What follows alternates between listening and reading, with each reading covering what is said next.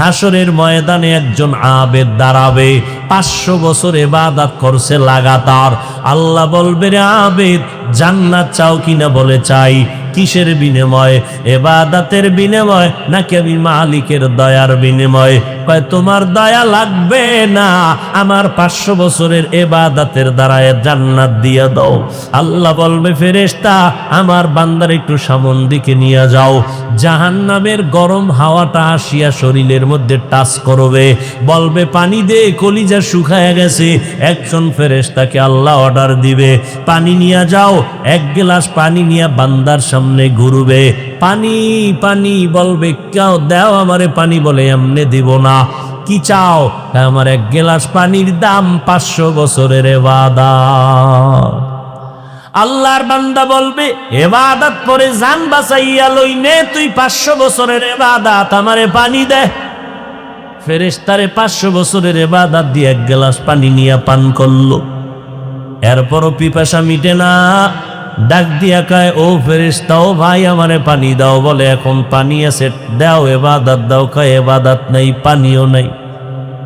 আল্লাহর নবী বলেন, বান্দা আমার মাওলার দরবারে কান্না শুরু করবে, আল্লাহ তুমি আমারে মাফ করে দাও,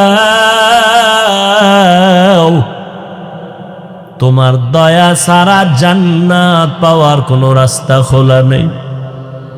ও আল্লাহ, তুমি আমাকে মাফ করে দাও। আল্লাহ বলবে, যখন আমার দয়া আর অনুগ্রহের পেছনে তুই ধাক্কা মেরেছ, আমি আল্লাহ আমার রহমান নামের বরকতে যা তোরে মাফ করে জান্নাত দিলাম।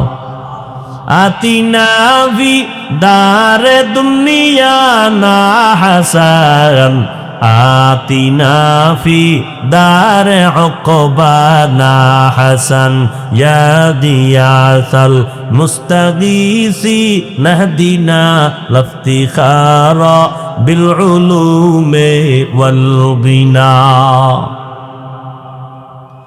আল্লাহ তাআলা বলেন, রে গোলাম, তোমার জন্য আমি সব ফ্রি দিয়া দিলাম। বাতাস, তোমার শ্বাসকষ্ট, হসপিটালে গেছো, অক্সিজেন লাগায় দিছে, কম্পিউটারের স্ক্রিনে বিল উঠে গেছে, 2 ঘন্টা 2 অক্সিজেন নিছো, এত টাকা বিল দাও। আল্লাহ বলে, রে বান্দা, আমি আল্লাহ তোরে এমন অক্সিজেন দিয়া দিলাম, 1 সেকেন্ডের জন্য যদি আমি আল্লাহর বিনিময়ে কিছুই চাইলাম না, ফ্রি ভাবে দিয়া দিলাম। জমিনের মধ্যে ফসল উঠে না, শুকাইয়া যায় রৌদ্র, বৃষ্টির পানি দরকার, আমি আল্লাহ বৃষ্টির পানির আয়োজন করে দিলাম। ও বান্দা, তোর নিজের আরামের জন্য আমি আল্লাহ রাতের ঘুম দিয়ে দিলাম। এটা শুধু চোখ বন্ধ করে ঘুমাবি এতটুকুই না, এই রাতের ঘুম হলো গোটা দুনিয়ার মানুষের জন্য মহা শরীরের ঔষধ। তুমি সকালে ঘুমাও, সন্ধ্যা পর্যন্ত 12 ঘন্টা ঘুমাইলেও রাতের 1 ঘন্টা ঘুমের বরকত হবে না। কিন্তু আজ সেই বরকতের ঘুম আমার কলিজার যুবকেরা গজবের মোবাইল নিয়ে সারা রাত্র, সারাটা রাত মোবাইলের দিকে তাকাইয়া তাকাইয়া কবিরা গুনাহ করে করে করে করে রাত কাটাও। আল্লাহ না করুন, আজরাইল যেদিন আসবেন, এসে যদি দেখে তুই নাচ গান দেখো, তোর কানের মধ্যে গানের তার লাগানো, তুই মুসলমানের সন্তান, বল আগামীকাল কবরে গিয়ে কি জবাব দিবি? হিন্দুরে বুঝাইলেই কথা সহসায় চিন্তা করবে না, মানবে না, কারণ আল্লাহ চিনে না। তুমি তো মুসলমানের সন্তান, তুমি আল্লাহ মানো, কোরআন মানো, হাদিস মানো, জান্নাত মানো, জাহান্নাম মানো, তোমাকে বুঝাইতে কেন কষ্ট হবে রে বাবা?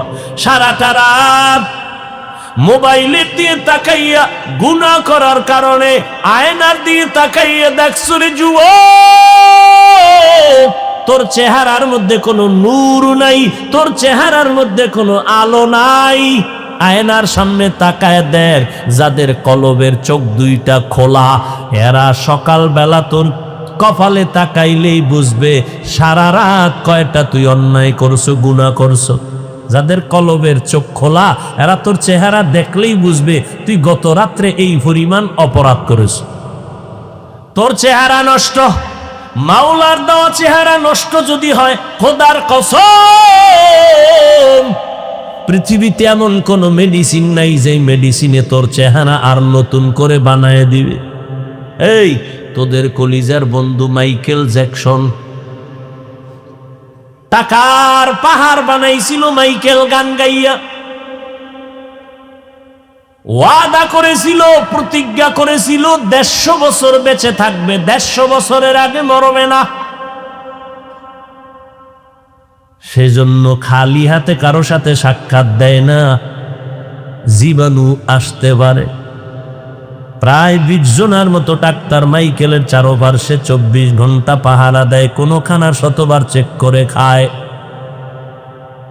উদ্দেশ্য আমার টাকার অভাব নাই, আমি 150 বছরের আগে মরব না, আজরাইলের সাথে কন্টাক্টে যাব। আল্লাহ তাআলা বলেন, আমি মালিক যদি চাই তাই হবে, বান্দা চাইলে কিছুই হবে না।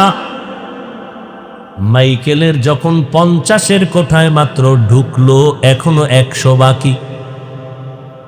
হঠাৎ ডাক্তারদের কয়, কেমন কেমন যেন একটু শরীরটা ব্যথা লাগে, একটু মাথাও ঘুরা, একটু রেস্টে যাই। কয় রেস্টে যান সাব। চেক আপ করে সবাই বিছনায় পড়ায় দিল, কোনো রোগ নাই, আরামে শুইয়া গেল, চোখে ঘুম আসলো। ডাক্তারেরা চারপাশে অপেক্ষমান চুপচাপ বসে আছে, মাইকেল উঠেই না।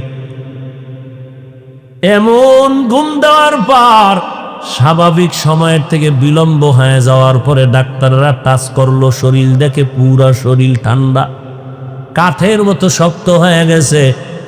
ডাক্তারেরা চিৎকার দিয়া কয়, আমরা 20 জন ডাক্তার চেক আপ করলাম, রোগ নাই। যেই মাইকেল 150 বছরের আগে মরবে না, ওই বান্দাটা 50-এর কোঠায় গিয়া আমরা ধরেই রাখতে পারলাম না। কোন ফাঁকে দিয়ে যে আজরাইল ঢুকলো আমরা অনুভব করি নাই। এরে যুবক, তোর যৌবনটা মরণ পর্যন্ত 100 বছর থাকবে। আরে তোর যৌবনটা মোটামুটি 40-45 বছর পর্যন্ত আল্লাহ থাকার একটা ব্যবস্থা করছিলেন। আজকে সেই কবিরা গুনাহ মোবাইলের কারণে তোর শরীরের যৌবন নাই, জীবনটাও নাই, তোর কিডনি নষ্ট হয়ে যাইতেছে। তুই পরীক্ষা কর, দেখ যে ডাক্তারখানায় তোর হাত কিন্তু দুর্বল হয়ে যাইতেছে, তোর চোখের পাওয়ার কিন্তু দিন দিন কমতেছে, মাথা ব্যথা বাড়তেছে, বুকে ব্যথা বাড়তেছে। ও বান্দা, তুই এখন পড়ালেখা করতে চাও না, বই সামনে নিলে কিছুই বুঝো না, চোখে দেখো না ধোঁয়া, বই পড়তে চাও না। এখন আব্বা আম্মারে কইতেছু, নকলের রাস্তা খুলে দাও, নাইলে পরীক্ষা দিয়া লাভ নাই। নকল ছাড়া পাস করা যাবে না। আর একটা রাস্তা মাওলায় দিছে, করোনা। এই করোনা যদি আরো 10টা বছর হইতি, অটো পাস হইয়া বড় ইঞ্জিনিয়ার হইতি। সেজদায় ফিরে দোয়া কর, আরো 10টা বছর করোনা দাও অটো পাসের লাগি। অটো পাস কিরে ফট কিরে চেম্বার খুলে বসে যাবি, আমি অটো পাসের ডাক্তার, আর ঔষধ দিবি আর মারবি। এরে নবীর উম্মতের দল, ইবাদত করবা আল্লাহর, তরিকা আদর্শ হবে মদিনার। আর কারো নবীর তরিকা ছাড়া ভিন্ন কোন তরিকা মানা যাবে না। মদিনার নবীর আদর্শের মালা গলায় লাগাইও। 1500 বছর পরে আজও আলহামদুলিল্লাহ তাকায় দেখো, 1500 বছর হইয়েই গেল, নবীরে দেখে নাই। তাকাইয়া দেখ রে বান্দা, আল্লাহর নবীর রেখে যাওয়া কোরআন এখনো আছে, সুন্নতের আমল যাদের কাছে আছে, এদের মতো এখনো সম্মানে জমিনের মধ্যে কেউ নাই। সমস্ত বিধর্মীরা আমাদের দুশ্মন, নবীর দুশ্মন, আলেমদের দুশ্মন, মাদ্রাসার দুশ্মন। এরপরও তাকায় দেখ, এই করোনার ভিতরে আলহামদুলিল্লাহ আলেম ওলামাদেরকে এখনো মানুষ সম্মান করে। এটা এলেম আর আমার মাওলার মোহাব্বত, নবীর আদর্শের বরকত। এলমে রায়ে জাজু করদান বেহিসাব, খালকেরা দাদান জবাবে বা সওয়াব হক না দারাদ দোস্তে খালকা জারেরা নিস্তে ই খাসলতে কে দিনদারেরা। আমার নবী এমন একটা সময় জমিনের মধ্যে আসছেন যেই সময় মক্কার মানুষের মতো চূড়ান্ত চরিত্রহীনার কেউ ছিল না। নারী পুরুষ উলঙ্গ হইয়া বাইতুল্লাহ তাওয়াফ করত। ওই সময় আমার নবী আসার পর এমন আদর্শ উপহার দিয়েছেন, ওই আদর্শ গ্রহণ করে মানুষগুলো এত দামি হয়ে গেল। আল্লাহ জান্নাতের টিকিট পাঠায়, কয় এরা বিনা হিসাবে জান্নাতি। নবীর আদর্শ। আজকে আমি হাফিজুর রহমান বঙ্গোপসাগর কুয়াকাটা, ওখান থেকে ধাক্কা দিয়া আদিব সাহেব হুজুর দামাত বারাকাতুহুমের বাড়ির মানুষের ময়দানের চেয়ারে বসাইছে কে? এলেমের বাহাদুরি না রে বাবা, কোন নিজের বরাত্ত না রে বাহাদুরি না, একমাত্র আমার মাওলার দয়া, নবীর সুন্নতের আকর্ষণ। আমি এখন তোমাগো জিকিরে লাগাইয়া স্টেজের পিছে যাইয়া 5 মিনিট পরে যদি আবার আইসা বই প্যান্ট শার্ট টাই আর ক্যাপ লাগাইয়া সবাই জিব্বায় কামড় দিয়া উঠে চলে যাবে, আমি যত বড় ঠাডা ভাঙ্গা চিৎকার দিয়া বয়ান করি, যারা প্যান্ট শার্ট টাইয়ের গোলাম এরাও বলবে তাকায় দেখ হাফিজের ধ্বংস মাত্র শুরু। ঠিক যখন কইছো আল্লাহ রাস্তে পায়ে দিলে কই একটু ঠিক যখনই কইছো ঠিক, এবার আধা মিনিট চিন্তা কর মদিনার পোশাকের দাম কত। এই নিমক হারাম, নির্লজ্জ, বেহায়া, চিন্তা কর মদিনার পোশাকের দাম কত। ভাল লাগে না নবীর পোশাক করতে? চাকরির আর পেটের ধান্দার জন্য প্যান্ট শার্ট টাই পরো, হুজুরেরা গুনার কথা কয় না। মসজিদে গেল প্যান্ট শার্ট টাই কেন? আল্লাহর বাড়ি যাইতে কি মদিনার পোশাক ভাল লাগে না? যুবক ছেলে ফেনীর থেকে চাকরিতে জয়েন দিল র্যাব, ওকে পরীক্ষায় পাস, কালকে জয়েন করো, বেতন কত 40, সব ওকে, স্যার দাবি একটা, যা কইবেন তা মানু। শীতের মধ্যে পানির ভিতরে সারা রাত দাঁড়ায়া দোয়া ইউনিস পড়তেও রাজি, হার ভাঙ্গা পরিশ্রম করব। আমার একটা অনুরোধ, কালা পোশাকটা পরুম না, এটা আমি ভয় পাই। এই শিক্ষিত পণ্ডিতেরা বলো চাকরি ওকে? দুনিয়ার সরকারের কাছে পোশাকের এত মূল্য, আবার এই সরকারের পোশাক ভারতের কাছে চলবে না, তার পোশাকের একটা ট্রেডিশন আলাদা। মোহাম্মদের পোশাকের ট্রেডিশন থাকবে না কেন? কি আশ্চর্য! মাস্তানি করো ইসলাম নিয়ে না, মদিনার ইসলামকে তুমি পরিবর্তন করে নতুন কিছু দিতে চাও, তোমার কপালেও আগুন লাগবে, জাতির কপালেও লাগবে। ও নবীর আশিক উম্মতের দল, নবীর সুন্নতের আমলের এত দাম। দেখো যার কাছে নবীর সুন্নত আছে তার কাছে সম্মান আছে, যার কাছে নাই তার কাছে সম্মান নাই। আমার নবীর আদর্শ এত পিওর, আমার নবী জীবনে একটা মিথ্যা কথা বলেন নাই, চোখ রাঙ্গাইয়া গরম করে তাকান নাই, জীবনে গালি দেন নাই, গালির কারো জবাবও দেন নাই। এরে নবীর আশিক উম্মতের দল, মায়ার নবীর আদর্শের পাগল গোটা দুনিয়া, কিন্তু আজ এই 1500 বছর পরেও কত বিধর্মীরা নবীর শুধু আদর্শ দেখে মুসলমান হয়ে গেল। কিন্তু কপাল বড় খারাপ, মুসলমানের 24টা ঘন্টা বয়ান করে তাবলিগলারা, পীর সাহেবরা, খতিব সাহেবরা, আমরা বক্তারা, এরপরেও দেখা যায় বয়ান কইরা পায়ে দইরা বুঝাইয়া বুঝাইয়া বুঝাইয়া মোনাজাতটা দিয়া প্যান্ডেলের বাইরে গিয়া গাড়িতে উঠতে না উঠতে দেখি চাচায় ধুম ধুম বিড়ি টানতেছে দাঁড়ায়া। মোনাজাতে কি বিড়ি চাইছো? মোনাজাতটা দিয়া বাসায় যাওয়ার আগে প্যান্ডেলের সিপাই বিড়ি। কি বয়ান শুনছো? তুমি হয়তো ভাববা বিড়ি এটা সামান্য, মানুষ জাগায় অপরাধ বড়টা করে না, ছোট থেকে আস্তে আস্তে বড়র দিকে যায়। ও আল্লাহর বান্দারা, নবীর আদর্শের মালা গলায় লাগাইয়া চলো। কয়দিন আর দুনিয়াতে বাহাদুরি করবা?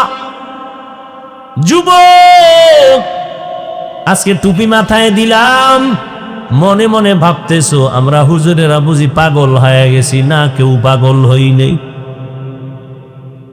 দৈনিক জহুরের পরে, ফজরের পরে, আসরের পরে, মাগরিবের পরে বয়ান আর বয়ান, 1 ঘন্টা 1.5 ঘন্টা লাগাতার চিৎকারের আওয়াজ। ডায়েরি লেখা উঠি নাই যে দেইখা দেইখা বয়ান করব। সামনে একটা কম্পিউটারের স্ক্রিন নিয়েও বসি নাই যে লাইন দেখে বয়ান করব। মুখস্থ কইরা স্টেজে আসি নাই যে আজকে এখানে এই বয়ান করো। কোন কথার পরে কোন কথা বের হবে তা আমিও জানি না, লেখলেও মনে রাখতে পারি না। 12টা মাস টাইম মতো খানা খাইতে পারি না, ঘুমাইতে পারি না। মাথা ব্যথার কারণে হাই অ্যান্টিবায়োটিক ট্যাবলেট খাইয়া বসি। টাইম মতো ঘুম নাই, তুমি ঘুমাও, আমরা রাস্তায় দৌড়াই। আগামীকাল উম্মতেরা বসে আছে বয়ান শোনার জন্য। এইভাবে দৌড়াইতেছি 12টা মাস, 365 দিন। ও বাবা, এই দেখো একটু মাওলারে চিনো ভালো কইরা, কেমন আমার দয়ার মাওলা। এতগুলো কথা বলতেছি, লক্ষ লক্ষ লক্ষ লক্ষ লক্ষ কথা বের হচ্ছে জিহ্বা নামের মেশিন দিয়া। কোন কথার পরে কোন কথা বের হবে বলা যায় না, আল্লাহ বের করতেছেন। একটা কথা যদি উল্টা পাল্টা হয়, মানুষ উল্টা পাল্টা মন্তব্য করবে।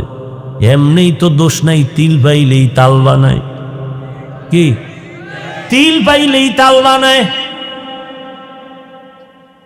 নামাও এরে নামাও। নাস্তিকের মাথা গরম, মুরতাদদের মাথা গরম। হুজুর হইয়া কেন আবার কপ্টারে হেলিকপ্টারে দৌড়াবে? মাথা গরম, ঘুম নাই, খানা নাই। হুজুরেরা এত টাকা লইয়া যায় কই? হুজুরেরা যতই টাকা লইয়া দৌড়ায়, তোর মতো বেঈমানের মতো কোনো নারীদের ক্লাব বানাবে না, সিনেমা হল বানাবে না। আলেমদের টাকা হবে জমিনে কোরআনের মাদ্রাসা বাড়বে। কিন্তু দুঃখ, নাস্তিক বেঈমানের মাথা গরম হয়েছে, এজন্য কোনো দুঃখ নাই। ও মুসলমান, তোমার কলিজা জ্বলে কেন? তুমি ওদের সাথে তাল মিলাইয়া আলেমদের বিরোধিতা কেন করো? হাটহাজারীর হুজুর বলে গেছেন, হেলিকপ্টার আমার কাছে রিকশার মতো। তুমি নাস্তিকের জুতা দেখাইয়া বলবা, এই বেঈমানের বাচ্চারা শুনিয়া রাখ, আমরা মুসলমানের জাতি, মদিনার আদর্শওয়ালা উম্মত। ওরে কোরআন পড়লে, মদিনার নবীর আদর্শ মানলে, কোরআন পড়লে, মাদ্রাসায় পড়লে, আমার মাওলা এমন সম্মান দেওয়ার মালিককে না তোমার আব্বায়? তোমার আব্বাই যদি সম্মানের চাবি হইতো, আমারে পাড়াইয়া মারতো কত যুগ আগে। তুমি জ্বললে ফিরা মইরা যাইতেছ। আল্লাহ কয়, আমি চাইলে সব হবে, বান্দা চাইলে হবে না। নমরুদ চাইলো ফেরা, আরে নমরুদ চাইলো ইব্রাহিম নামের কোন বান্দারে আসতে দেওয়া হবে না, স্বামী আর স্ত্রী আলাদা হয়ে যা। আল্লাহ কয়, আমি চাইছি নমরুদ তোর নাকের ডগায় ভাড়ামু ইব্রাহিম রে। কাদ্দা টিকলো। ফেরাউন কইল, মুসা নামের কোন পুত্র সন্তান জন্ম দিতে হবে না, কোন ছেলে সন্তান আসলে হত্যা করে দাও। মুসা আসতে পারবে না। আল্লাহ কয়, আমি চাইছি তোর ঘরে পাঠাইয়া তোর টাকায় মিশরে বড় করুম, এবং মাঝে মাঝে 2-1টা চর মারিয়া তোরে সাইজ করাবো মুসার হাত দিয়া। কাড্ডা টিকলো। ওয়ামা কারু ওয়ামা কারাল্লাহ ওয়াল্লাহু খায়রুল মাকিরিন।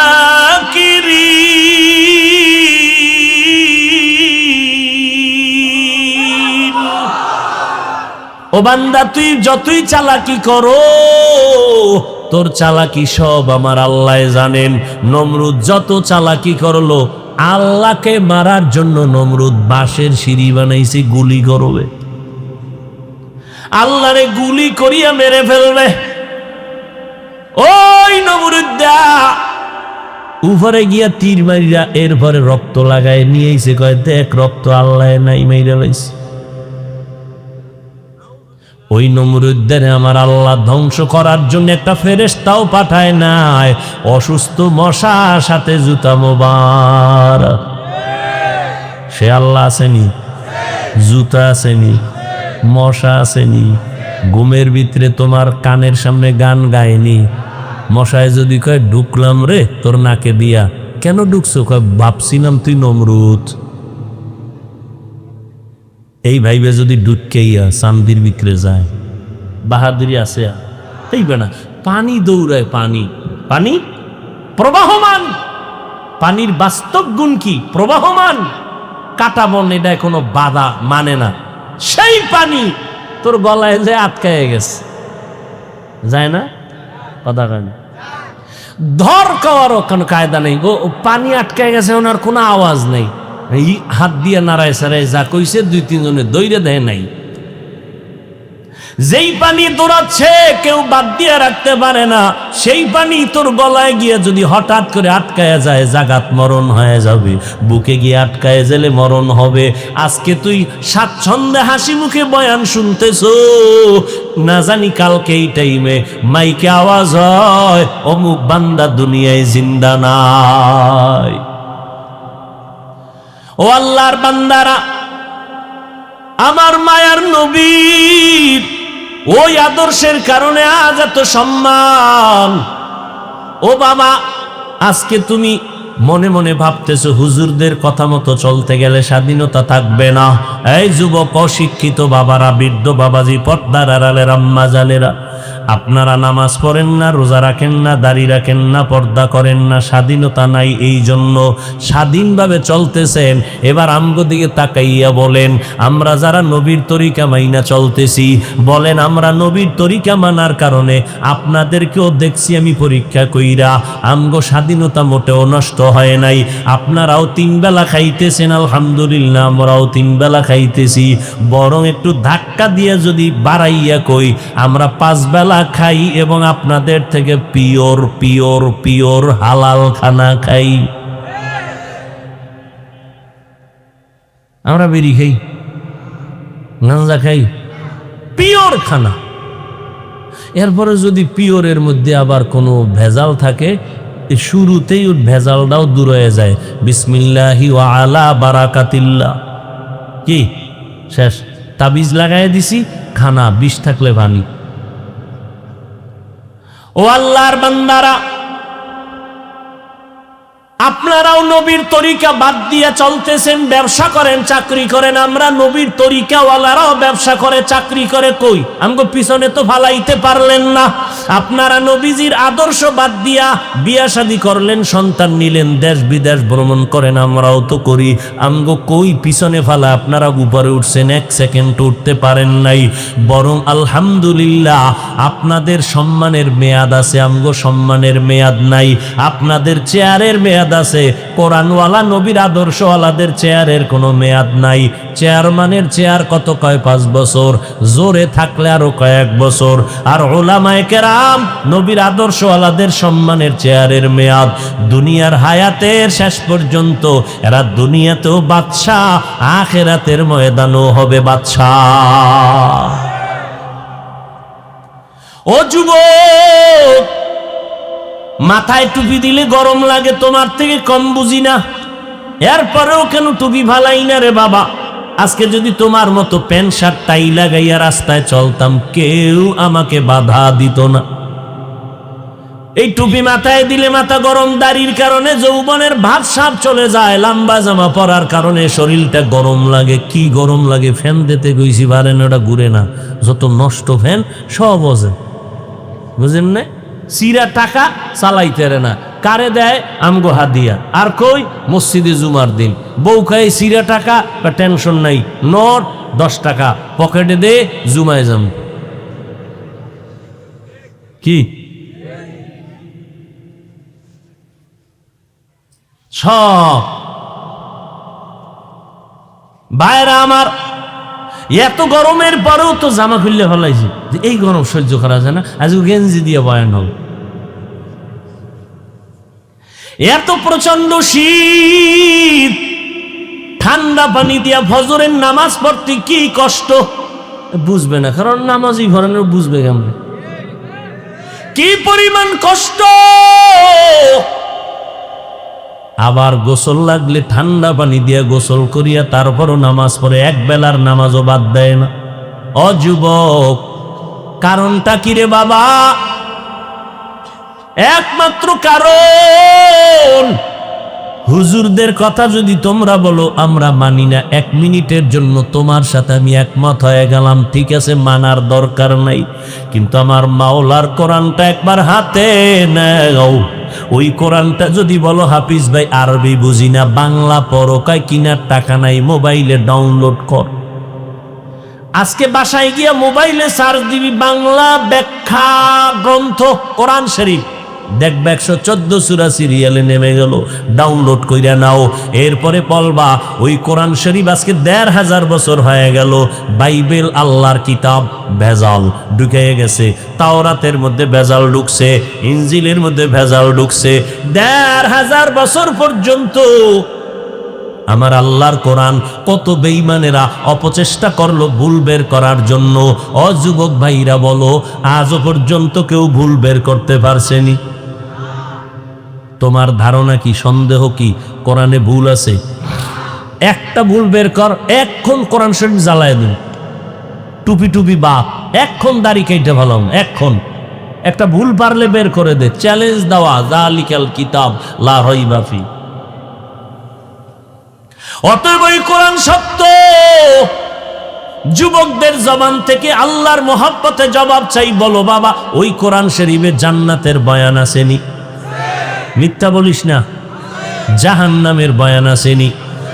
ওই জান্নাত জাহান্নামের বয়ান করার পরে আল্লাহ স্পষ্ট বলেছেন কে জাহান্নামে যাবে কে জান্নাতে যাবে। ইন্নাল আবরারা লাফি নাঈম ওয়া ইন্নাল ফুজ্জারা লাফি জাহিম।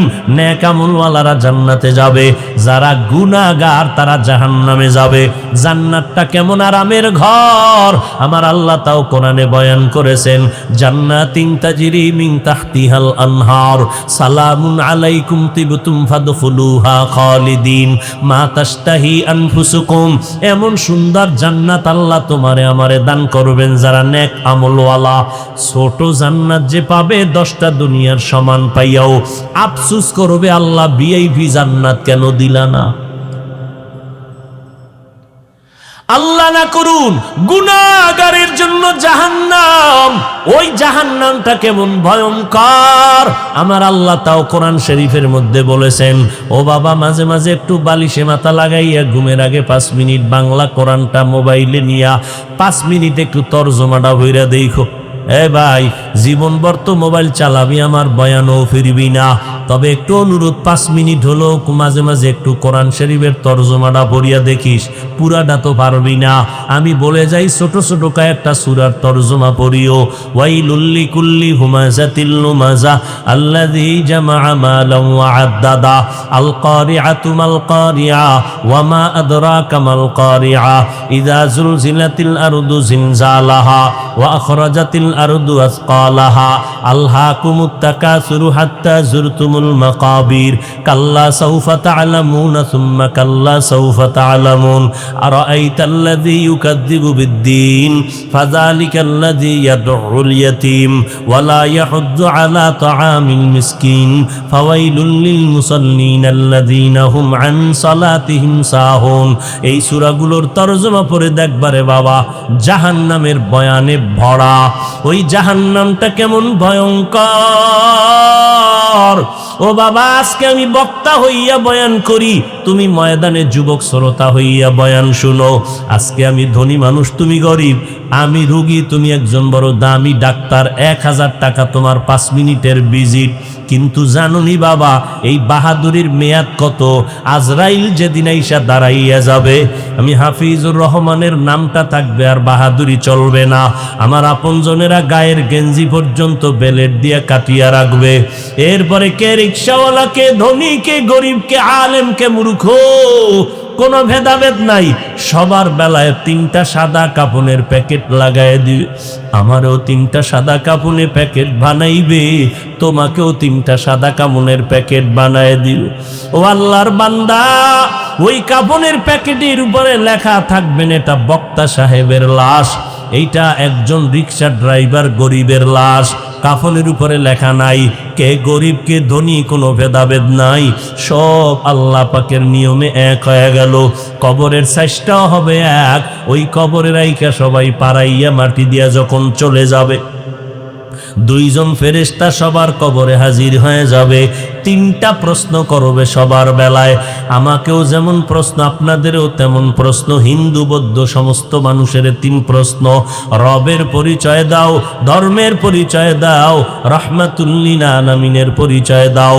যারা দুনিয়াতে রবের গোলামি করিয়া যাবে তারা জবাব দিবে রব্বি আল্লাহ, যারা দুনিয়াতে ইসলাম মানবে তারা জবাব দিবে দ্বীনুল ইসলাম, যারা দুনিয়াতে নবীর সুন্নাত অনুযায়ী চলবে জবাব নবীরে দেখা মাত্র তারা চিনিয়া ফেলবে।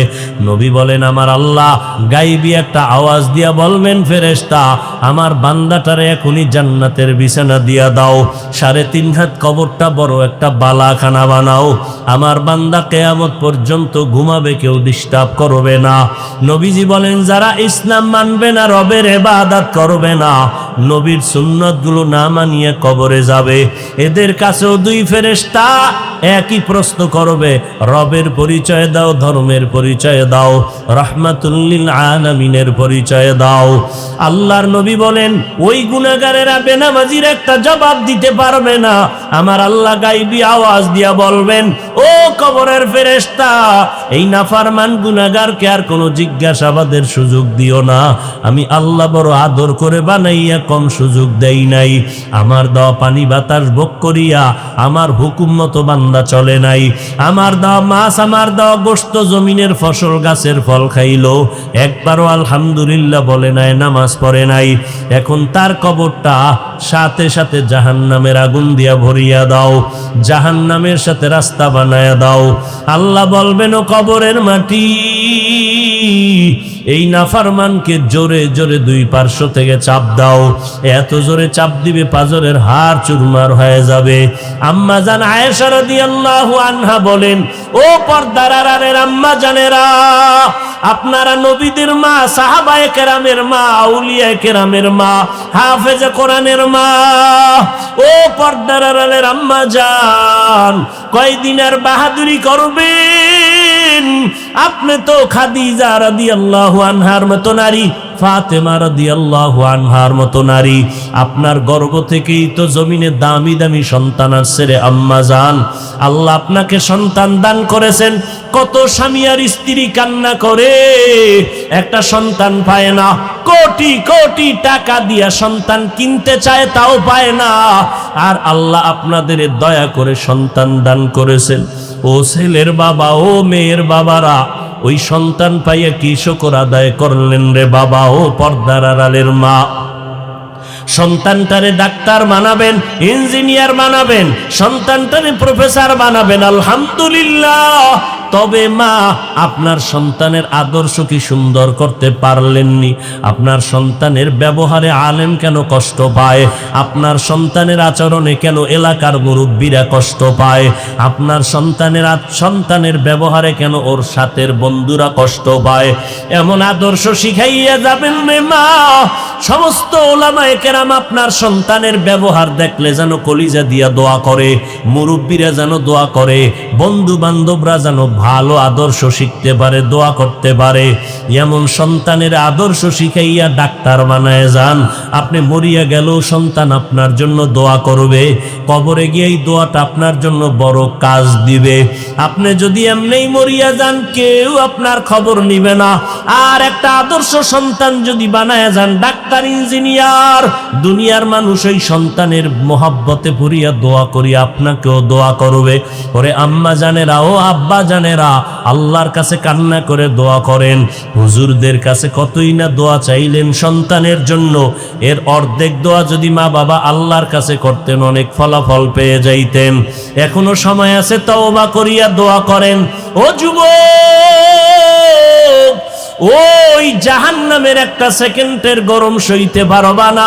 আম্মা জানা এসে বলে, নবী একদিন আমার ঘরের মধ্যে বসে বসে দেখি নবী গুনগুন করে কান্না করে। আম্মা জান বলেন, আমি জিজ্ঞাসা করলাম নবী কেন কাঁদেন? মায়ার নবী বলেন, আয়েশা, হাসরের ময়দানে ভয়ঙ্কর আযাবের কথা মনে পড়েছে, কান্না করি। ও নবী কেমন ভয়ঙ্কর? মায়ার নবী বলেন, আয়েশা, এই জমিনের মধ্যে কিয়ামতের মাঠ হবে, নারী আর পুরুষগুলো উলঙ্গ অবস্থায় দাঁড়াবে, সূর্যের গরম শুরু হয়ে যাবে, মাটির জমিন তামা হবে, জাহান্নামের চিৎকারের আওয়াজ। ও যুবক, আল্লাহর নবী বলেন, ও আয়েশা, এমন ভয়ঙ্কর অবস্থা হবে সূর্যের গরমে, জাহান্নামের আগুনের গরমে, নবীরা পর্যন্ত গুনাহ নাই, তারাও কান্না শুরু করবেন। ঈসা নবী কাঁদবেন আর বলবেন, আল্লাহ আমাকে তাড়াতাড়ি বাঁচাও, সইতে পারি না। উম্মতের কথা একবারও স্মরণ করবেন না। নিজেকে বাঁচানোর জন্য আদম নবী কান্না করবেন, মূসা নবী কান্না করবেন, ঈসা নবী বলবেন, আল্লাহ আমারে বাঁচাও। আম্মা জানা আয়েশা বলেন, নবী তখন আপনি তো দো জাহানের সরদার, কি করবেন? আল্লাহর নবী বলেন, আয়েশা, আমি আমার মালিকের কদমের কিনারায় মাকামে মাহমুদে পরে কান্না শুরু করব আর বলবো, দয়ার মালিক, আমার উম্মতের বাঁচাও, আমার একটা উম্মত যেন জাহান্নামে না যায়। আমার উম্মতের জন্য আমি ঈসা নবীর মতো আসমানে যাই নাই, আমার উম্মতের খবর আসবে আমি জমিনের মধ্যে ছিলাম রে আল্লাহ, আমার একটা উম্মত যেন জাহান্নামে না যায়, আমি জান্নাতে যাব না। আল্লাহ অর্ডার করবেন, ও নবী কাঁদবেন না, কোটি কোটি মানুষের মধ্য থেকে বাছাই করে আপনার সন্তানকে আপনি জান্নাতের দিকে নিয়ে যান। ও নবীর উম্মতেরা, মায়ার নবী উম্মত গুলো বাছাই করে করে করে করে নিয়ে যাবে। আম্মা জানা এসে বলে, কেমনে বাছাই করবেন এত মানুষ? নবী বলেন, আমার উম্মতেরা যারা 5 বেলার ওযু বানাইয়া নামাজ পড়তো দুনিয়ায়, হাসরের ময়দানে এদের ওযুর অঙ্গগুলো নূরের আলোতে ঝলমল করতে থাকবে। আমি নবী দেখিয়া বাসিয়া বাসিয়া আমার উম্মত জান্নাতের ময়দানে নিয়ে যাব। ও আল্লাহর বান্দারা, স্কুলে পড়ো বাধা নাই, চাকরি করো, ব্যবসা করো, বাধা নাই, 5 বেলার নামাজটা আদায় করিও, মা বাবার দোয়া নিয়ে চলিও।